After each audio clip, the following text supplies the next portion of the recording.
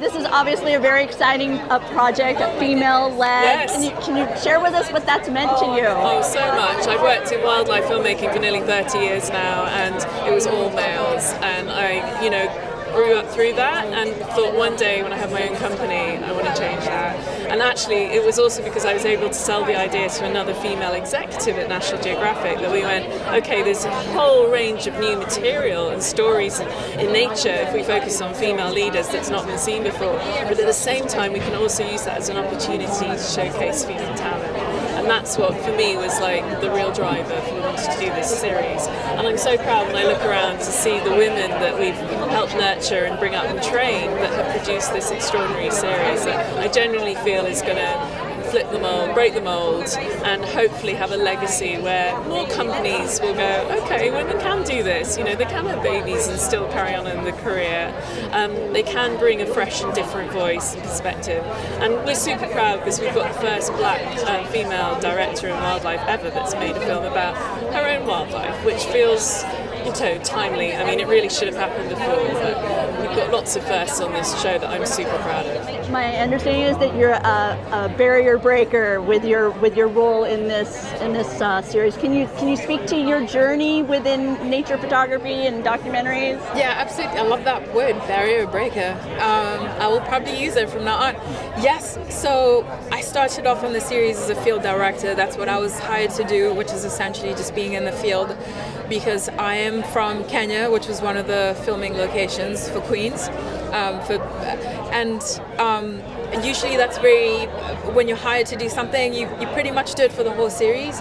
But my journey was at the end of the series, I'd gone from field director to producer director. I was given the 7th and final episode to produce, which is just an unbelievable jump. I mean, this doesn't typically happen where you go from field directing to producer director, but it speaks to the Queen's spirit and the ethos to do things differently, to give people who typically wouldn't get these opportunities a chance, because with wildlife content, traditionally it's been made in a very similar way, and Queens went out of its way to do things differently. We knew that when we wanted to make a series about female leaders in the natural world, that the authentic way to make it would be to have a female-led team behind the camera. But when we looked around, we realised that there just weren't enough women in this industry at a high level to make it. So along with amazing male allies, we trained, we mentored, and we brought up the next generation of female filmmakers alongside us and left the door open for it to happen again. So it's been a really special project. You have been within this field for a number of years now. Does it still bring surprises to you, or is there a bit of a comfortableness, a bit of a pattern to it, or do you find yourself discovering new things? Oh, well, this is the beauty of the natural world, is that you never stop discovering new things, and there's always new experiences. So, I did some firsts on Queens. I'd never been to Ethiopia. I'd never filmed Ethiopian wolves or gelada baboons. Some things I had done before. I had filmed at night on thermal cameras, but I'd never witnessed a lion-hyena fight like I did in the middle of the night for this episode. Okay.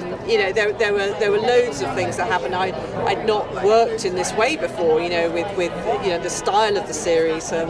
And I'd never been to an event like this, standing on a yellow carpet being interviewed by people like you. So, this is all life-changing stuff, isn't it? It's very, just a different experience. I can't say that the career has ever been boring.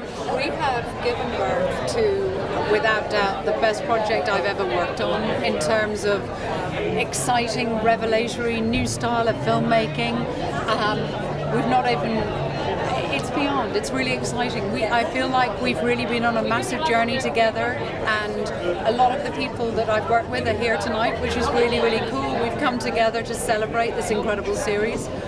We've brought with us some of the incredible fledglings. We fledged 5 fabulous new filmmakers. I have to say, I caught a glimpse of your arm sleeve during the documentary, and it is stunning. Thank you so much. Can you talk a little bit about what it means to you? Why this choice for you? I started with a bear before I got Queens. I was born in Alaska. My grandpa used to call me Air Bear, so I got a bear to memorialize him.